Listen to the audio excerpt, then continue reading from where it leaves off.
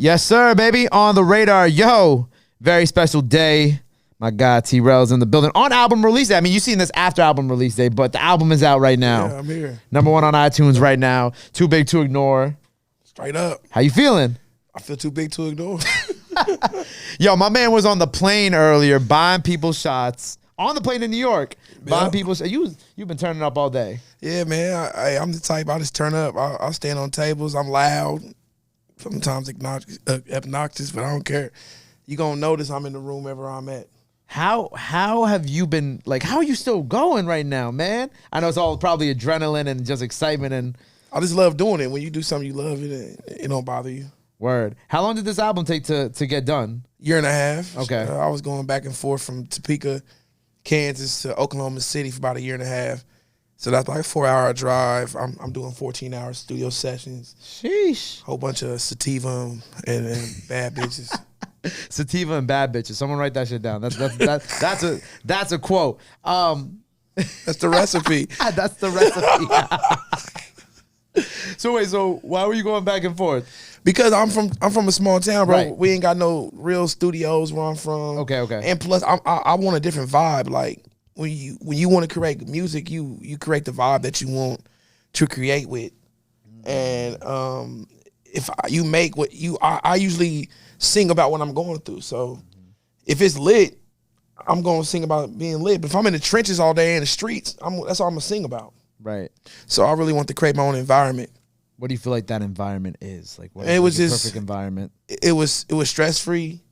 Number one, it was more turn up. You know, Oklahoma got more clubs than Topeka. Right. You know, I can actually go out and turn up for the night and go back to the studio and give you a club angle like Big Man or off the album or Slide with Fredo Bang. So I can go give you one of those because I'm actually going through it. Right. Now, if I'm in Topeka and I'm sitting there in the trenches or I'm in the hood or something, I'm gonna sing about being hood. But I was just tired. I wanted to change it up. Right. You wanted your sound to be different. You wanted to get out of that environment, sing about other things. Yeah, because I'm a fun person. I think people naturally just think I just sit at home and cry all day. Like my dog, MO3, people just think I'm at home just bawling and crying. And that's not T-Rell, man. I'm actually a fun dude. Like I just go through a lot of stuff. When I go through it, that's when I drop a record. You buy people shots on planes. Yeah, I buy people shots on planes everywhere. I like to get people fucked up. Period. I do it to my brother all the time. See if he can outdrink me, but he be tapping out after about 4 Patron shots. How much? When do you tap out? I don't tap out. I drink all night. Ain't no way. I promise you, bro. I'm a rock star for real. Facts? Oh my God. I go all night, bro. I love drinking. I love. Y'all can't see the team off screen, but they talking their shit too. I got a high tolerance, bro. I do it all the time. I'm in the studio 14 hours.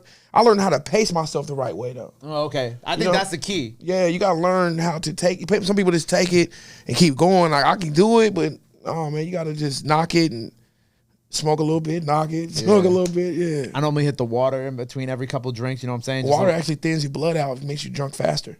Really? Yeah. Wait, is this like a known fact, or am I just like look it up? I did not know that. But it do get you drunk faster. Really? Yeah. I don't know why people drink water when they drink alcohol. What the fuck? Okay. I deadass did not know this. Yeah. Wow, I'm learning so much. And sugar gives you the headaches. The sugar, yeah. So that's why I drink Tito's. I drink Tito's or Patron. I drink it straight. I literally just started doing that because I realized that when I would drink Tito's or Patron, like it would be a little. Yeah, your headache ain't there because most people drink these drinks. They're drinking with sodas or they're drinking with juice. Or most people like dark liquor. Dark liquor is full of sugar. Yeah. And that's why people getting diabetes drinking all that cognac. Word. Also, Hennessy hangovers are probably, it's like champagne hangovers and then Hennessy hangovers and then everything else. Ain't nothing like no gin hangover, bro. I had the worst gin hangover in my life. I don't know if I've ever had a gin hangover. Oh, bro. Oh, my producer smiling. Okay. Bro, I was praying to God the next morning. I was like, God, please, I'll never drink gin again in my life. Just never put it in my face. What's the difference between a gin hangover? Oh, it's just a taste, the aftertaste of gin, bro. Oh, my God.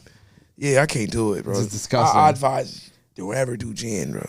Don't ever do gin. Yeah. I don't know how we got on this alcohol, but we were going. So your personality and whatnot, and kind of people think that you're sad all the time, but like, no, you're like very, like, you're sitting here with me. You came in happy. #1 album on iTunes. Yeah, bro. And, you know what I'm saying? I'm too big to ignore, bro. I'm trying to let you know. Ignore. Like, I'm just out there. Like, I just have a good time. Yeah, I go through stuff like everybody else, but I like to have fun, bro. I grew up throwing house parties every day. I mean, I literally went to school 2 days a week and went to house parties the rest. Respect. You know, like, we threw house parties on Sundays and Mondays, and they were cracking. We would charge like $6 to get in, $3, $4 to get in, bro. We be at school balling with tall tees on, bro. Shit, I had the wrong high school experience, clearly. I had an uncle, man. He had a house across the street. Okay. And he also had the house across the store. He had 2 houses. So it was empty in there. We seen opportunity. It was like, let's throw house parties in here. And we were just charging. One day he went to jail. He thanked us for throwing in house parties because we were charging to get in. Who you think bailed him out? Them house parties saved his ass. Real shit. Oh, wow. I've never heard of a house party saving somebody before. Yeah. I mean, when you go to jail and you ain't got no money and the money coming through because we throwing these house parties. So you letting us be around the bitches and you sitting there turned up. Yeah. You got out of jail. Yeah, bro. you got out of jail. We bailed you out, homie. So when did the music first begin for you? Like, when did you kind of first realize you had the talent? Man, I could sing since I was 4. I was singing Lion King. I was doing all kind of stuff. Right in front of the TV. Yeah, they used to pay me like $1 or $2 to sing, and I'll go to the candy store. That's back when the hood lady. I don't know, everybody got the hood lady in the city. You go buy some candy. You got like the corner stores here in New York.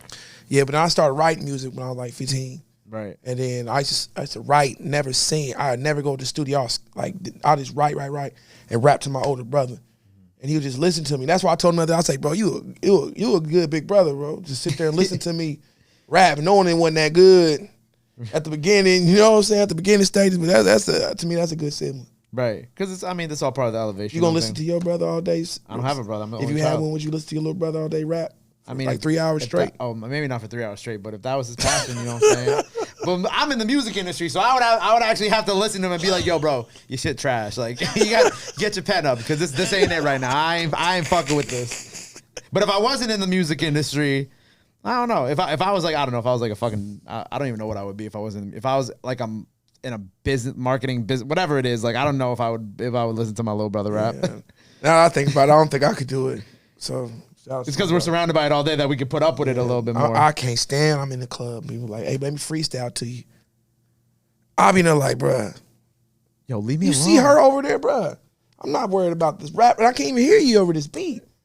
This ain't the right place or right time to do it, fam. When did you first start like fully recording yourself? Probably 16, 17? I was 17 years old. I was 17 years old. I thought you were gonna say like 2017. Nah, I'm 17 years old. I was going, bro. That's when I first figured out how to record. I was making 6, 7 songs a day. You know, you first get your first microphone. You plug that USB plug into the computer. Man, I was making about 6, 7 songs a day, bro. That's incredible. Yeah, that's in them hungry days. I'm hungry as hell now. But I mean, like back in the day when you first start, oh man, you got so much energy, bro. You don't care if the song sound good, mix and master. You don't know nothing about it. You just start. Them are the best days ever in music when you just love it. You know, before business comes into play. The money and the traveling and the people. When you just sitting there and you making songs, that's when the songs pour out. I'm talking about them some of my best songs. I'm thinking about going back and listen to some of them. Right. That was raw. Right. You're just happy. Then you start making. Then the business comes. Then. What do you feel like have been your biggest lessons with dealing with the business? Like, what do you feel like you've learned? Try to get most of my problems to my manager as possible. Because I feel like my goal is to be when are you the most happiest? When are you the most creative? Is when you're a kid. Right. So I feel like to be a kid again, when you're a kid, you give all your problems to your parents. Right? Most of them. Now what I try to do is get most of my problems that I can to my manager so that I can be a kid again as much as possible so I can keep that creativity. That's my goal. That's how I just keep my creativity going. I never thought of it like that. Yeah, That's great. I need a manager. Because when you start thinking about bills, and you start thinking about children, and you start thinking about like, girlfriend problems, or you start thinking about the industry, anything possible, you're distracted from your creativity. It distracts your creativity. So when you smoke weed, you be like, man, fuck them candles, you know? I mean, fuck them lights. I'll light candles. Like that shit's for real. You get back to your creativity. That's why I'm in the studio, bro. I'm blowing hella sativa. And I'm just making hella songs because I'm just like mind free. I'm a child again. Right. You don't got to worry about all these other problems because your manager is handling those things. Take care of that. Your job is to take care of all my stress and let me be a kid. And now we have this project. And it's #1 on iTunes. At first day too, when we're recording this, it's the day that it dropped and it's #1 on iTunes. That is not easy to make. Not easy. No, it's not. It's not easy to make. What's crazy about it is buying albums isn't a thing anymore. Right. But my fans buy. I got day ones. I got real fans. And you have such a great list of people joining you. First of all, I got to shout out Big Boogie because Big Boogie is incredible. I feel like he's super underrated. He's been on the show before. Big Boogie, if you're watching this, what up? I thought that was one of my favorite features. Big Boogie, my dog. He was at my album release party. Yeah, I saw. Yeah, I saw. When I saw y'all together, I was like, oh yeah. I love that's this. my dog. But Boogie a real one. I'm performing at his birthday bash coming up. Really? Yeah, he did my album release party. I'm doing his birthday bash. We tearing it down in Memphis. You literally have such a great list of people because like what I feel like with this project is like you got a good amount of features on it, but it's not too many features where it feels like it's more features than you. Yeah. You know what I'm saying? Like you have like that perfect balance of like yourself and giving yourself time to shine by yourself, but then also having like, you know, Jackboy, DC Young Fly, et cetera, Fredo on the project with you. DC, another person that's real. I love DC Young Fly. How did you pick these? How did these features come about? Like, how did you pick some of these? Like, how did they kind of? I don't pick them. I damn near just walk into them. Really? I was in Memphis one day at the studio doing features for artists. Okay. And the engineer was like, hey, bro, you know I'm Big Boogie's engineer. He was like, matter of fact, he's coming here now. And we linked up. That's how we got a feature. I was in San Francisco at Empire. And Jackboy was there at the studio. And then we just talked and did everything just falls in my hand. DC Young Fly. I went to the comedy show. He figured I was there. No, I toured with Jacquees last year. Okay. In 2020, I was on tour with Jacquees. So that's how I met DC Young Fly. We actually did our song on the tour bus. Wow. That's crazy. Yeah. So a lot of features I just really walk into. How with the Empire, how did that partnership with you and them come about? I was when I first made my dog a long time ago. Yeah. I signed with Empire, but you know, you want attention, you really gotta put that work in. And now that they, you know, I feel like I'm getting to the point. Like I say, too big to ignore. Too big. That's what I mean. Like they really had to pay attention to me. So shout out to Gazi and Nima. They really sat down with me and we put the plan together. And I feel it's my turn. It's my time. Right. Like with this project, you really feel like this is it. This is the beginning, bro. This is Big Rell, not T-Rell. This Big Rell, and this is my shot. Yeah. This is a whole new me. September 28th is something different in me. You know, I almost lost my life. Right. So Which is what I want to what I'm about to get into. Today's the day I almost lost my life, and I lost my brother. Right. And usually days like this, I'm crying, I'm upset, I'm hurt because I'm thinking about my brother. You know, I'm thinking about the accident. I suffer from survivor's guilt really bad. You know, I really am traumatized from that. And I want to change it. I want to give it a curve. Yeah. I want to be like, man, I want something to smile about. What's better to smile about than having a #1 album on iTunes? What's something better to smile about than giving some great music to my fans? What's something better to smile about? To change the narrative, bro. I'm tired of being sad on these days. I hate being sad. As much as I am sad, sometimes I hate it like everybody else do. I'm sure we all have problems, but we all got to figure out a way to change that. You control your narration, bro. You just gotta really focus and change the way you see things. Put something in a way to make you smile. I love music. You can hear it in the passion when I make records. You hear when you're talking right now. Yeah. So today was just you wanted to put it out today so you could have something to smile about on this day now. Yeah, I want to change it up. That's incredible. I wanted something different than being upset. Yeah. So I woke up this morning. I wasn't upset. You know, album's out. I woke up this morning. My drawers. Hey, bro, big bro. big bro, what? He's like, what? He said, well, we missed the flight? I said, yeah, fuck the flight. We #1 on iTunes. He hopped up. I don't know if you ever seen 5 Heartbeats. He hopped up like old buddy when they first heard himself on the radio. when Duck heard himself on the radio, you know what I'm saying? He hopped up like, he started dancing. Boy, man, we had a good time. Today's been a great day. I'm in New York.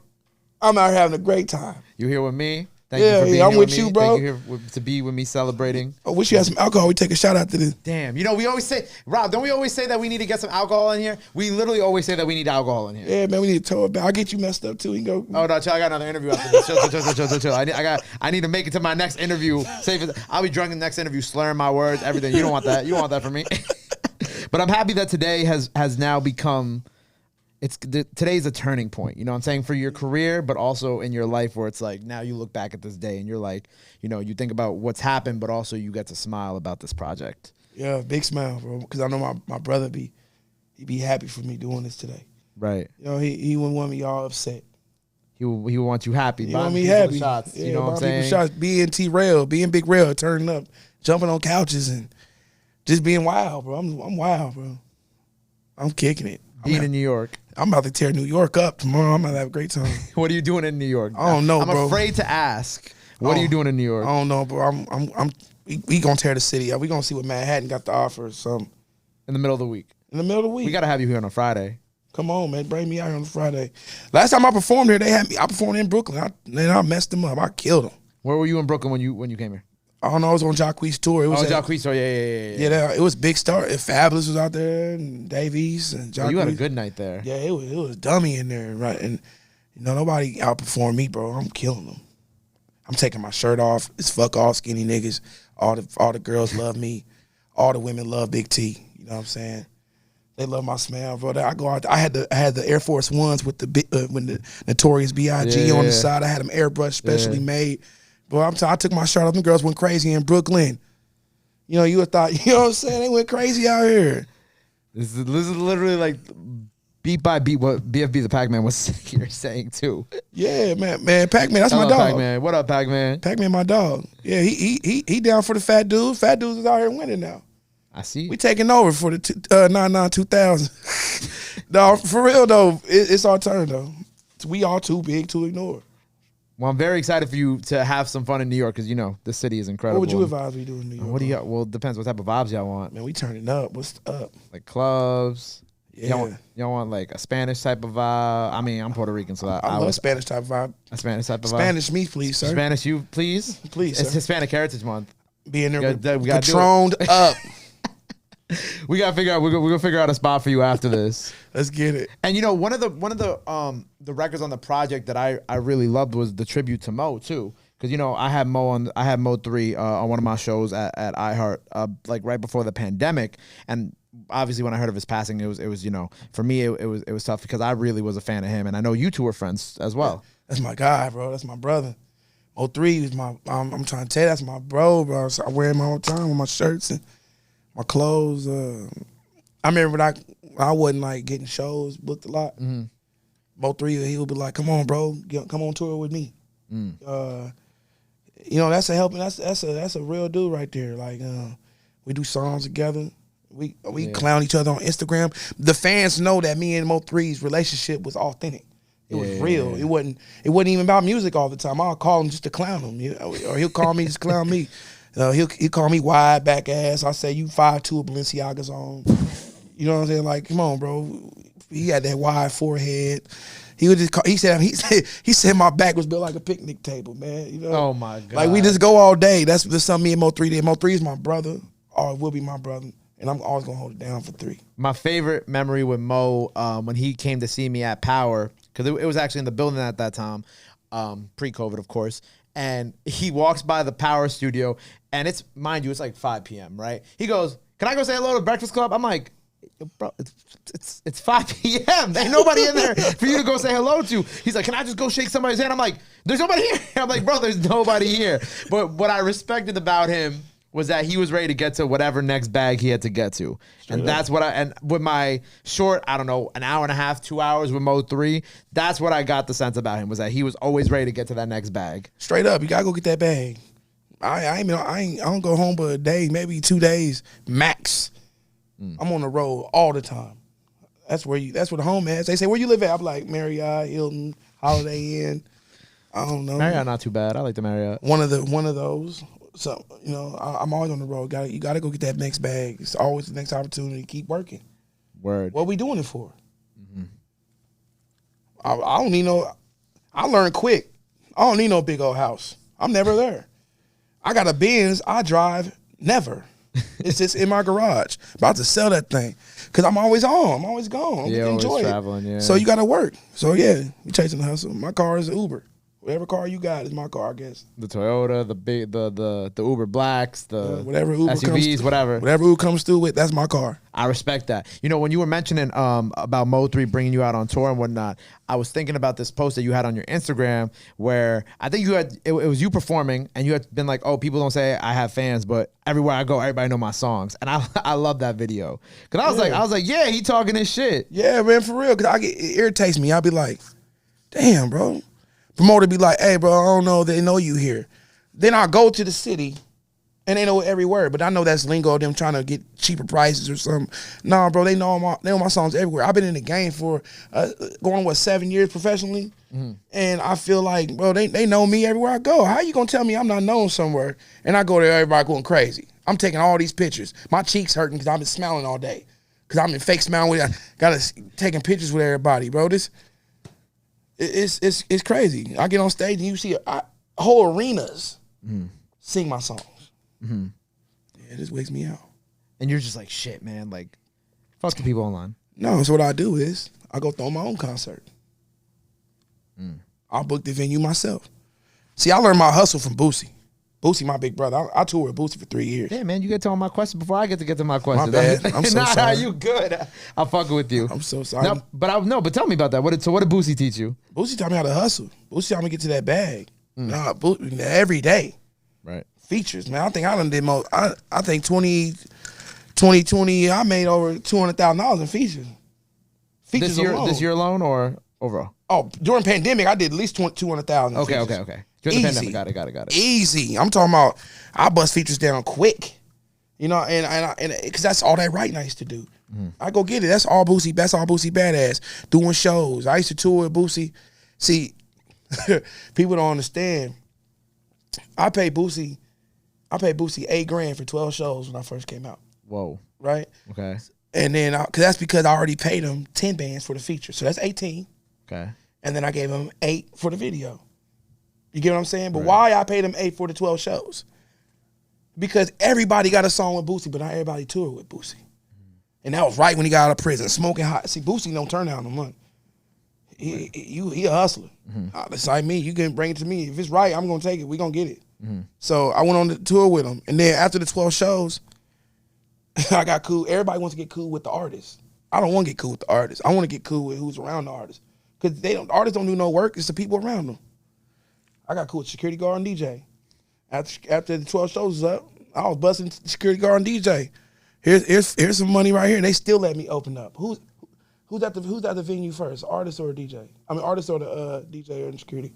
Definitely DJ security. So why am I gonna keep working around the bush? I'm paying the artist the DJ and security to throw me on stage. You know what I'm saying? I did about 45 cities with Boosie. I broke myself as an artist.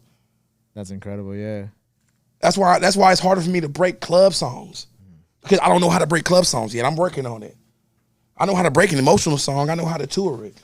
I know how to do it. It's just all the process. But it's a fight for me. It's like it's a learning process for everything. But I know how to hustle, bro. I know how to get to it. Shout out Boosie for teaching me how to hustle. I feel like everybody who has been on my show, because I've had a few other people who had records with Boosie on in like the last month or two, and everybody says the same thing. Everybody says that like he gets right to the bag. Gets right to it.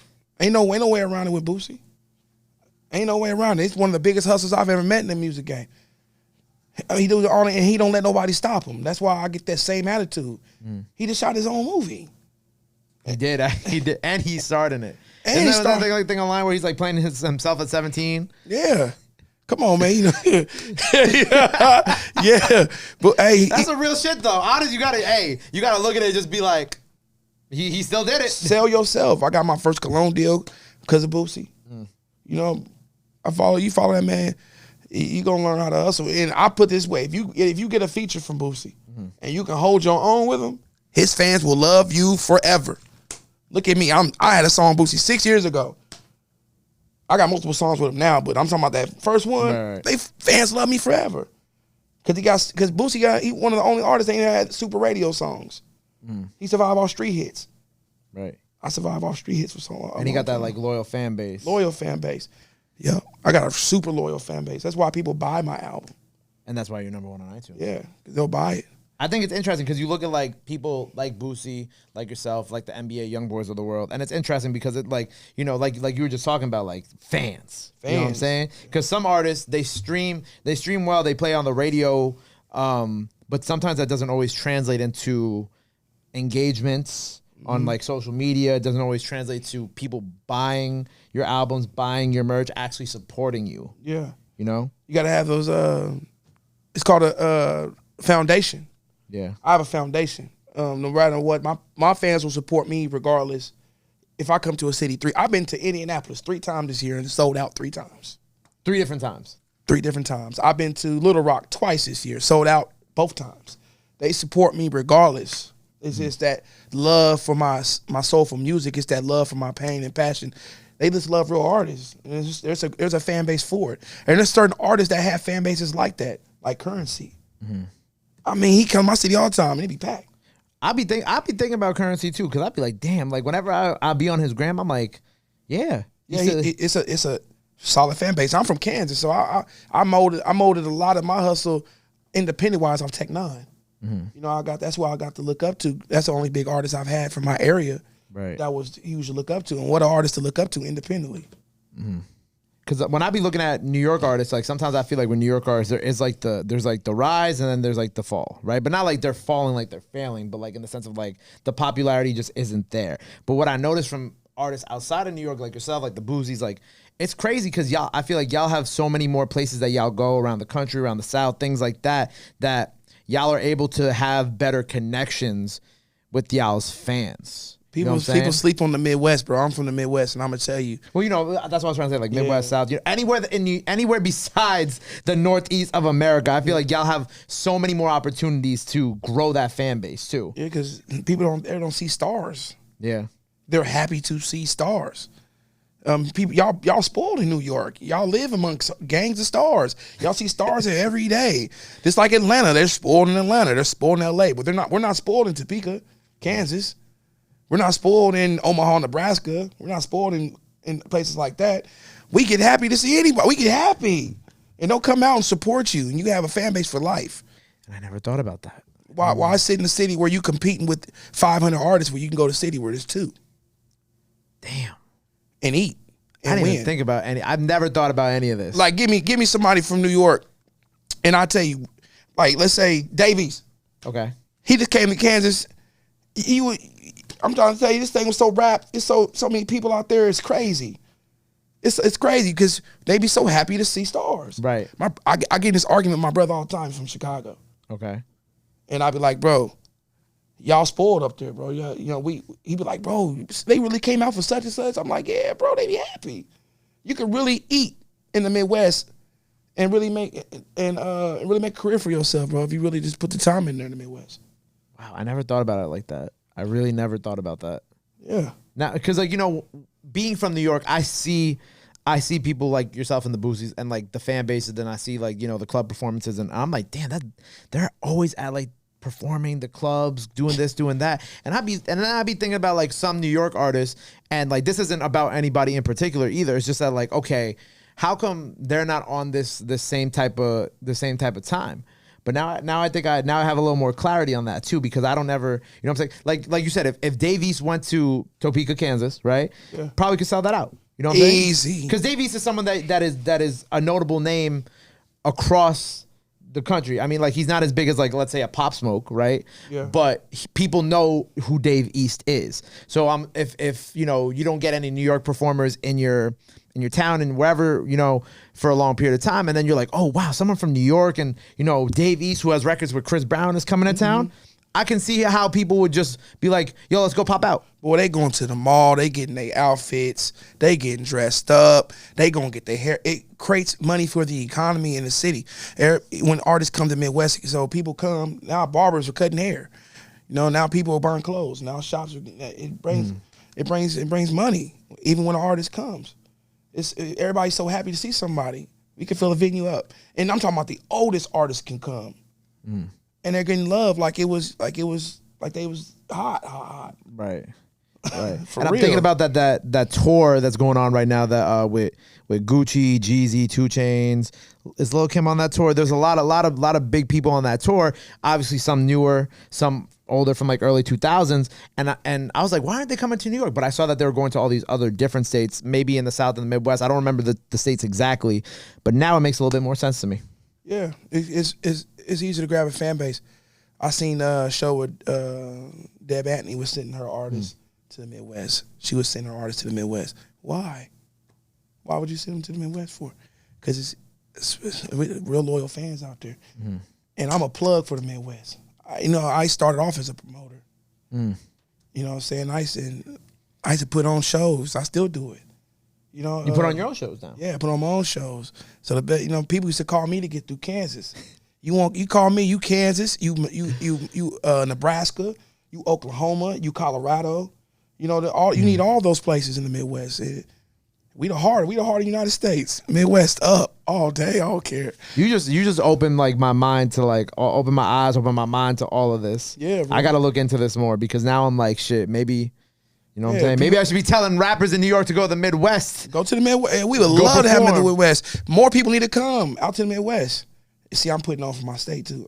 See how I'm putting on right now? Yeah. Now watch all these celebrities come to the Midwest, and y'all can thank me after that. All the people in the Midwest, y'all can thank me for that. Too big to ignore. Too big to ignore. So okay, before we start wrapping up here, I want to ask, with this project, what is your hope when people listen to it? Like first time listeners, long time listeners, last time listeners. What is your hope for people when they listen to this project? Well, for the first time listeners, I hope you get the chance to hear like how lit I am now. You know, you be like, well, what you sound like before? Well, I really just hope you really embrace into the T-Rell that I am now. Old time listeners, I appreciate y'all growing with me. You know, I'm glad they're growing with me step by step, and they're seeing that I am more of a lit per happy. You know what I'm saying? Yeah. But it's still some pain records on there. I believe it. There's still some pain on there, but it's all in all just a great vibe, bro. There's no certain style for the album. I didn't make no album with just like one direction. I make jams, period. You know, jam after jam after jam. Box. That's period. it. That's it. Don't put me in no boxes. This ain't no sad album. This ain't no happy album. This is just an album. This is a straight jam after jam, bro, period. Right. Some high records, some low records, you know, some things in between. And it's you. I think I got a dance hall record on there. You do. I did notice that. And I was like, and I'm on the train, right? And I'm listening to it. I'm like, I wasn't expecting this on this album. I was kind of surprised. I saw like 12 different artists on here. There's nothing wrong with that. You know what I'm saying? I always tell people, I'm like, it's better to step outside your box and just limit yourself to like one type of sound. Because when you do more, you reach more audiences. You reach the Midwest. You reach, you know, that's why I like other type of people. That's why I like DJ Khaled albums. If he sound like so much, it's everywhere. Like 30 different things on it, but and he always has like an old school reggae song with all like who do you have on the last project? Did he have Bounty Killer on it? I forgot exactly who was on that reggae record, but he had like that old school reggae record. And you get to the last song on the project, you're like, this don't sound like the rest of the project, but you know, people in the Caribbean are probably fucking have this record on Smash. Man, it's vibes, bro. I'm never making an album again where I just focus on one area. I'm jams, bro. Period. Just jams. Jams, bro. I just wanted you to listen to it like, ooh, no skips. No skips, bro. Too big to ignore. Ain't got no skips. I promise. Just listen to the words. It really doesn't. It's a vibe, bro. It really doesn't. From top to bottom, it's a solid project. And I had to get Bigger Rankin on the album. OG Bigger. I love Bigger Rankin, bro. Yes, we didn't get to talk about this. He's like a street pastor. So how did that come about? I've been knowing Bigger for years. I always looked up to him. So this has been something that's been... Yeah, I just never worked with him. You know, one day I was just like, I ain't gonna lie, I was on Instagram. I was gonna get DJ Drama. Okay. And then I seen Blast do it. I was like, I'm not no copycat. I want to be different. So I called. I said, you know what? I'm gonna get the pastor. He got drama. I'm gonna go get Bigger. I like how, and I always like how Bigger talked on Lucci's records. I always love how he do that. So I was like, I gotta go get him. He killed him for me. That Medusa crazy. That's how I bring it in. Yeah. Don't just amp you up like it's. If you listen to Medusa, it just amps you up. And you know what? I feel like when people listen to this, like even checking out like a bunch of old stuff, it really like, I don't know. I see the growth and I hear the growth and I'm just like, I'm excited for this new era of your life and your career. Cause I feel like when you feel like a day where everything changes, like, you know, even sitting here with you today, I feel like, you know, today's one of those days where it's like, it's up, bro. It's a shift. It's up. I'm trying to tell you, it's up. I done learned how to work this TikTok. It's oh my a God, rap. now you on TikTok. It's a rap. I only had it for like 2 months. I got like 300,000 followers already on there. I don't know how to. I was just posting stuff. Now I know how to use it. It's a rap. I might start making little videos, doing your little dance challenges. Yeah, I get inspired though, and I'll say it before I get off. I really rock with the baby though. I really rock with his. Well, his videos be crazy. Yeah, his video game different. I'm not even gonna hold you. Crazy, bro. It makes me want. And he does like a lot of the stuff in house too. Yeah, it's not even like I done peeked him out when he'd be like production day. Yeah. That means he's at them old antique stores looking up, finding antiques. That new one he put out with Wayne was dope too. That shit was hard. Crazy. Makes me want to step my game up my videos. Soon come. You know, take your time with it. Don't super rush it. But there's some people that get away with super rushing. But I had to step out my box, so you'll see some changes on these. Very exciting. Did you see that video of Young Dro? Wait till you see that. What else do the people have to be on the lookout for before we sign off here for the day? Right now you can just be on the lookout for my TV show with my son. Right, I forgot. I did see this, and I saw there was like they did a news report on it down there by you. So explain to me the show and why you decided to create it, because I thought it was pretty cool when I was watching the clip you posted of it on your IG. Because fathers don't get enough credit. There are real fathers. There are people out here there are men out here that take care of their kids. And we get a bad perception that men don't take care of their kids. And two, my son was born with disability. He was born with Down syndrome. And he's just the happiest kid in the world. He's always smiling. You know, he got cancer and he never cried once about it. You know, and it made me like, if my son can go through life dealing with this situation and smile, I have no reason to be upset about things. You know, Jordan he's an inspiration to me. So I want to show the world just how happy he is. And it took off. My fans love him more than me. I'm talking about, I post him on my page. He doing 10,000, 11,000 likes. I post a picture of me. I'm getting a cool 3, 4, man. I'm talking about. Let me post him again. They love Jordan. You know what I'm saying? But yeah, that's good to me though. Shout out to Jordan. His Instagram popping. Best Buddies is on Roku and SM1 TV. The show's going on. I signed for 4 seasons. Nice, congratulations. The first season's out and working on the second season. So album, TV show, and I'm about to shoot my first movie called My Dog, the movie. Wow. And talking about the single, showing the life between me and my older brother, the one that passed away. That's crazy. That's my most famous song. So after I get done with that, after this, I told myself after this album and I go on this tour, movie time. I'm gonna come back to rock with you for this movie. Self-produced? Is that how you doing it? Yeah, I'm a because we were talking about Boosie. That's why I gotta ask. Of course, I don't wait for nobody. I didn't wait for nobody to do my TV show. I went to the camera store. I bought all the equipment. I did it all. I looked it up. I do a lot of research and I go buy it all. Don't wait on nobody. If anybody watching, do not wait on nobody. Go do it yourself, bro. Be the best hustler you can be. Be too big to ignore. Because against all odds, if you just put yourself out there the best way, and you loud about it, they gonna hear you. Somebody gonna have to. I'm here with you today because I was loud about something. Right. Yeah, you're right. I'm in their face with it constantly. You know, I'm the true definition of not giving up. It's for real. There it is. I feel like that's a great place to end it. Not giving up. Yeah. Not giving up. And do it yourself. Do it yourself. Don't wait for people. No. I didn't wait for people with this show. He didn't wait for people to do his shit. Look at you. And now we're here. You done interviewed gangs of people. Hundreds of people at this point. Gangs of them. You too big to ignore. Appreciate you, bro. That's love, man. Let the people know where they can follow you. Anything else you want to let them know? Now's the time to do it. That camera is yours right there. You can follow me at T-Rell 785. Again, follow me, T-Rell 785. Go get the album Too Big to Ignore. Right now, it's on all streaming platforms. Yes, sir. It's Number 1 lit. on iTunes right Number 1 now. on iTunes. Yeah. Yeah. Get your drink on, turn up with me. Go get the album and write me in my DM. I might send you a Cash App or something. Something spicy while you at it. Yo, Too Big to Ignore out now.